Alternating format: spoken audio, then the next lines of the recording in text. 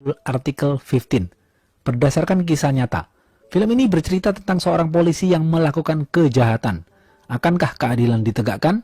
Oke, langsung aja put your headset on and listen to me.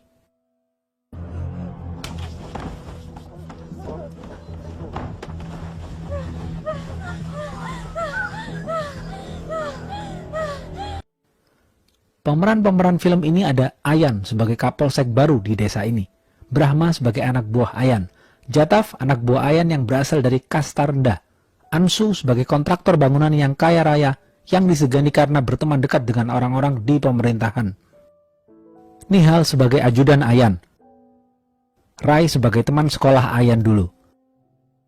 Dalit adalah kasta bawah, Brahmana adalah kasta tinggi. Di desa ini memperlihatkan ketimpangan sosial yang sangat tinggi antara orang kaya atau orang kasta tinggi dan orang miskin atau orang kasta rendah. Ayan adalah seorang polisi yang baik hati dan pemberani, yang baru saja ditugaskan di desa ini. Ayan belum tahu banyak hal tentang desa ini. Ayan terlihat sedang menuju kantornya naik mobil. Ayan haus. Di tengah perjalanannya, Ayan menyuruh supirnya untuk berhenti membeli air mineral di warung. Supirnya mengatakan, "Jangan pak, jangan beli di situ pak. Itu warung orang kasta rendah. Kita kasta tinggi, kita nggak boleh menerima sesuatu yang disentuh mereka. Bahkan kita nggak boleh tertutup bayangan mereka." Jeder! Ini pernyataan yang menyayat hati karena sangat rasis. Ayan berkata, "Saya tidak peduli, belikan saya air mineral." Beberapa orang dari desa datang ke kantor polisi dan melaporkan 3 anak gadisnya menghilang. Tapi polisi tidak menggubrisnya. Polisi hanya mengatakan, "Sudah, tenang aja. Nanti anakmu pasti kembali kok." Besok subuh, Ayan mendapati 2 orang gadis tewas digantung di pohon. Satu gadis bernama Puja dinyatakan menghilang. Tanpa bukti yang jelas, Brahma mengatakan kepada Ayan, "Ini bapaknya yang gantung mereka pak, karena mereka lesbi. Ini pembunuhan demi kehormatan pak." Ayan merasa aneh dan ragu dengan apa yang dikatakan Brahma. Seperti ada yang tidak beres. Ayan merasa ada banyak hal yang ditutup-tutupi di sini. Ayan memanggil Jataf dan bertanya, "Kenapa kau tidak membuat laporan 3 gadis itu saat orang tuanya melapor?" Jataf bilang, "Mereka terkesan tidak serius, Pak." Ayan marah kepada Jataf. Wartawan datang kepada Brahma untuk membuat berita. Tanpa bukti dan narasi yang jelas, dengan gampangnya Brahma menyuruh wartawan untuk menulis berita bahwa kedua gadis itu adalah lesbi. Mereka terpengaruh oleh budaya buruk dari internet. Ayahnya menggantung mereka demi kehormatan. Brahma mengatakan kepada wartawan untuk menulis info ini, bukan darinya, tapi dari warga kasta rendah tetangga korban. Wartawan disuruh berbohong. Wartawan benar-benar dikontrol oleh Brahma. Para orang tua korban mendatangi rumah dinas Ayan. Saat Ayan dan orang tua korban sedang ngobrol, supirnya Ayan mengatakan, "Pak, mereka tidak boleh duduk dan tidak boleh minum air dari gelas. Minumnya langsung dari tangan. Karena mereka kasta rendah, Pak." Ayan semakin tidak nyaman dengan ketimpangan ini. Orang tuanya lapor kepada Ayan dan mengatakan, "Pak, anak kami dibunuh. Tapi kenapa kami yang ditangkap? Polisi tidak ada yang berusaha mencari pelakunya, Pak. Tolong kami, Pak. 2 gadis sudah meninggal. Puja masih menghilang. Tolong temukan Puja, Pak. 3 gadis ini bekerja di pabrik Ansu, Pak." Mereka meminta naik gaji dari 25 rupiah jadi 28 rupiah. Karena UMR di desa ini 28 rupiah. Tapi Ansu menolak dan menamparnya. Brahma tidak membuat laporan, Pak, karena Ansu temannya Brahma. Ayan kaget mendengar ini. Ayan ingin tahu lebih banyak tentang desa ini. Ayan ingin bertemu dengan temannya Ray, tapi Ray malah menghilang. Istrinya bilang, "Ray menghilang, Pak. Dia pergi tadi subuh jam 4. Setelah terima telepon dari seseorang, dia langsung pergi." Brahma bertemu dengan Dr. Malti, bertanya mengenai hasil otopsi. Dr. Malti berkata korban diperkosa berulang-ulang selama 3 hari. Brahma bilang, "Kau jangan terlalu baper. Kau sebaiknya menulis puisi saja di status Facebookmu. Kau tidak boleh menulis ini karena perkosaan. Kau harus menurut apa kataku." Dr. Malti membalas, "Aku tidak mau." Brahma kemudian berkata, "Kau jangan sok-sokan. Jangan sampai Ayan tahu tentang hal ini. Bisa kacau semuanya. Aku bisa membuat matimu misterius." Brahma ingin menutup-nutupi hasil otopsi ini.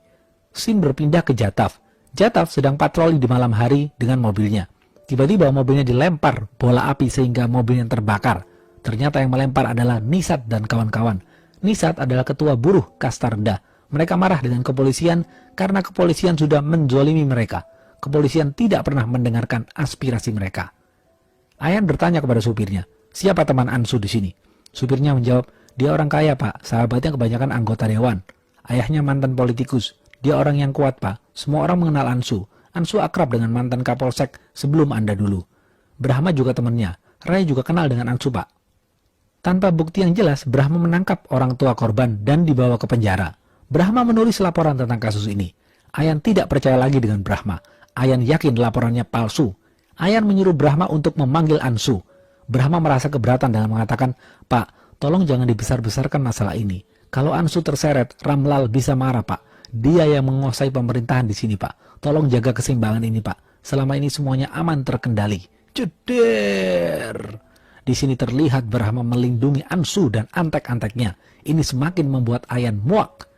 Ayan meminta kepada supirnya untuk diantar ke desa Harimanpur, desa 3 korban itu berasal.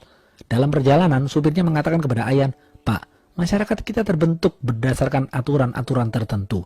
Ada raja, ada penduduk. Ada yang melayani, ada yang dilayani. Masyarakat kita memiliki tata keseimbangan. Kita tak berhak mengganggu keseimbangan itu, Pak. Lagi pula, kalau semuanya setara, siapa rajanya?" Ayan tiba di desa itu. Ayan mulai melakukan interogasi kepada warga. "Ada yang kenal Nisat di sini?" Seorang wanita bernama Gaura menjawab, "Aku calon istri Nisat, Pak. Aku tahu dia dan kawan-kawan yang melempar bola api ke mobil polisi. Tapi dia tidak berniat membunuh, Pak. Saya yakin itu." "Lalu kenapa Nisat dan kawan-kawan melempar bola api kepada polisi?"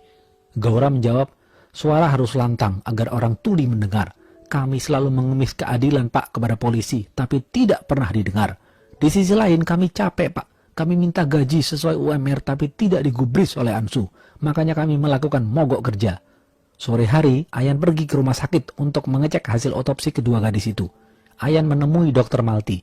Dokter mengatakan korban diperkosa berkali-kali, Pak, selama 3 hari. Ayan bilang, "Kau catat hasil analisamu, berikan kepadaku.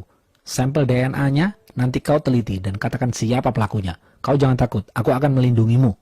Di satu sisi, Dr. Malti senang karena Ayan berani membela kebenaran. Tapi di satu sisi, Dr. Malti takut akan ancaman Brahma. Setelah itu, Ayan pergi melihat keadaan di kantor polisi. Terlihat di sana beberapa orang dari kasta rendah dipukuli karena makan di kuil. Ayan bertanya kepada para polisi yang memukulinya, "Kenapa mereka dipukul?" "Mereka tidak boleh makan di kuil, Pak. Mereka kasta rendah, kasta terbuang." Ayan marah. "Apa-apaan ini? Hentikan omong kosong semua ini."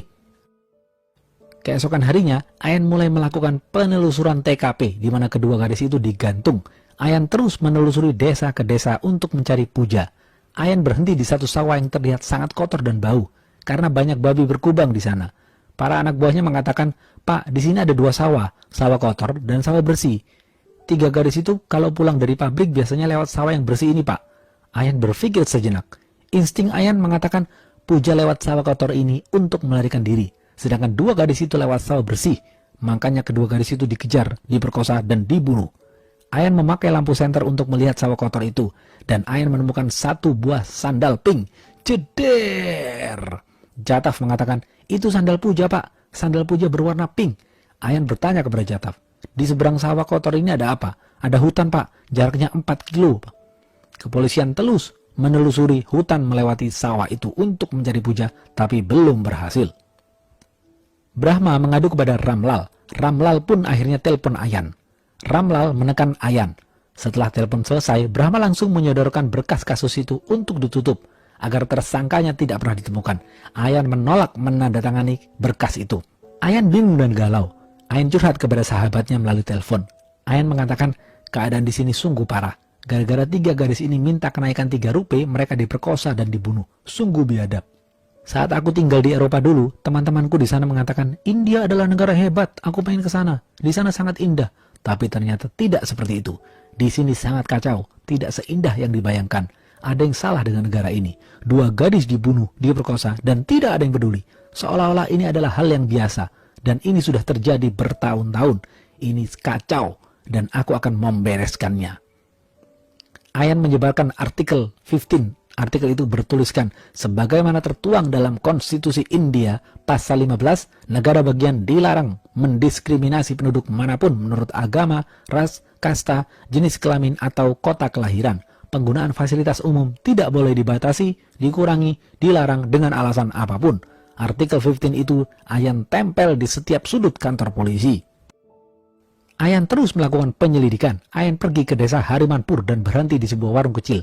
Ayan bertanya kepada pemuda di sana. Dia mengatakan, Sore hari 3 gadis itu pulang dari pabrik, Pak, dan mampir ke warung. Setelah itu mereka pergi. Mereka bertiga diikuti bis berwarna kuning.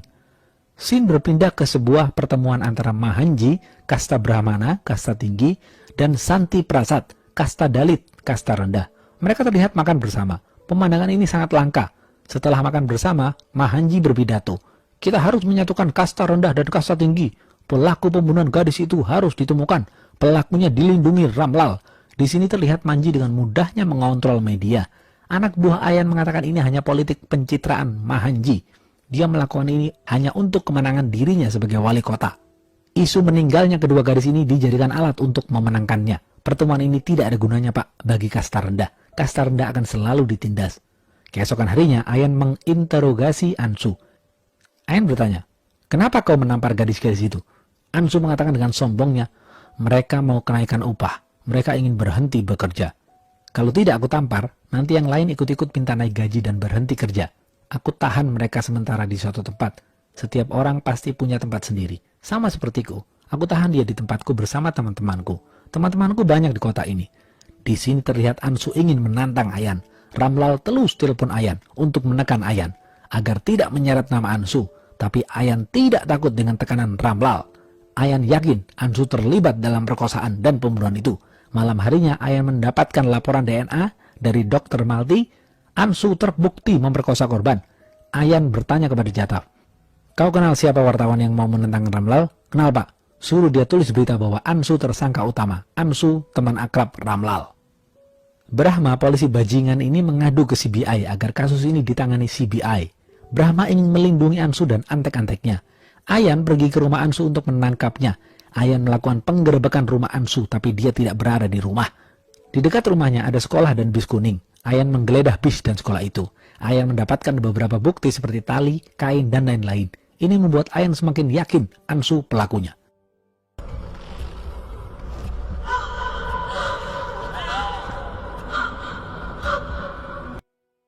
Brahma mendatangi Ansu secara diam-diam. Dia membawa koran yang bertuliskan Ansu sahabat Ramlal sebagai tersangka utama dalam pembunuhan 2 orang gadis. Ansu membaca koran itu sambil tertawa karena dirinya yakin tidak akan terjadi apa-apa. Dia akan dilindungi oleh Ramlal. Brahma mengatakan, kau pasti dilindungi, tetapi aku bagaimana? Karena Brahma takut ketahuan, Brahma menembak Ansu hingga tewas. CBI datang dan mengambil alih kasus ini. Ayan diinterogasi CBI. Di sini terlihat bahwa CBI menekan dan menuduh Ayan sebagai perusak tradisi yang sudah ada. Ayan dituduh merusak perdamaian di desa ini.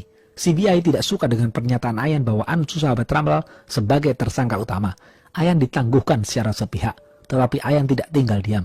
Ayan terus mengusut kasus ini. Setelah beberapa hari mencari, Ayan akhirnya bertemu Rai. Ayan mengancam menembak Rai kalau Rai tidak buka mulut tentang kasus ini. Rai menceritakan kronologinya. Malam itu ada pesta miras di rumah Ansu. Aku, Brahma, dan Nihal ada di sana juga. Gadis-gadis itu dipaksa datang. Kemudian Ansu, Brahma, dan Nihal memperkosanya satu persatu. Jeder!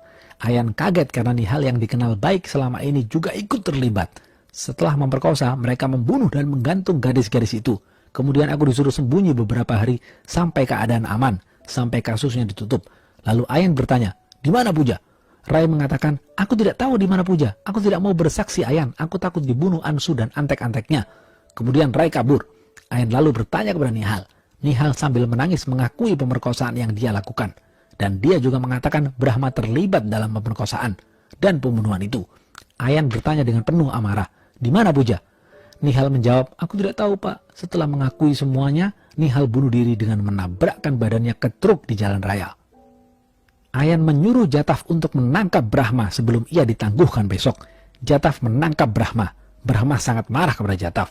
CBI menekan orang tua korban untuk mengakui merekalah yang membunuh 2 gadis itu. Dan semua ini direkam menggunakan kamera. CBI memanggil Ayan untuk menyerahkan semua berkas kasus ini. CBI mengatakan kepada Ayan, kasus ini akan ditutup dan ditetapkan sebagai pembunuhan demi kehormatan. Ayan membalas, Pak, gadis-gadis ini hanya meminta kenaikan 3 rupiah tapi ditolak. Lalu mereka diperkosa dan dibunuh. Mereka diperkosa untuk memperingatkan bahwa mereka orang kasta rendah yang harus tahu diri.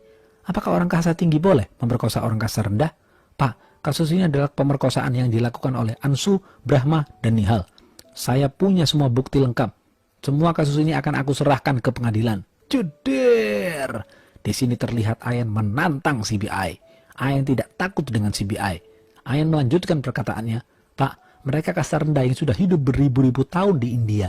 Mereka 70% dari populasi kita, tapi mereka dikucilkan.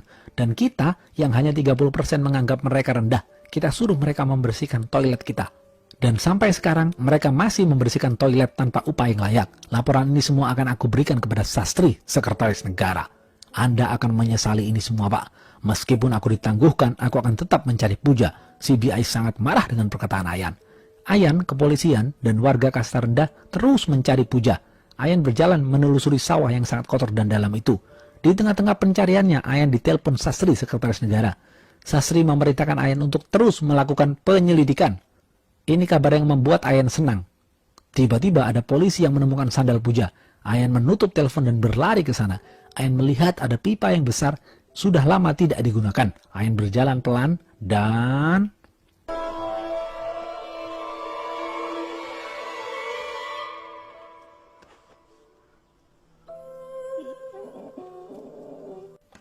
Ayan menemukan Puja masih hidup. Ayan langsung membopongnya ke rumah sakit. Setelah pencarian panjang dan berhasil, Ayan mentraktir kepolisian makan dan minum di warung milik warga kasta rendah. Di sini terlihat kasta rendah dan kasta tinggi duduk bersama bukan karena politik pencitraan, tapi murni karena persaudaraan. Berdasarkan kesaksian Puja, Brahma dinyatakan bersalah dan dihukum 11 tahun penjara. Orang tua korban dibebaskan. Habis. Setelah nonton film ini, Ane mencari tahu tentang kasus ini di Google.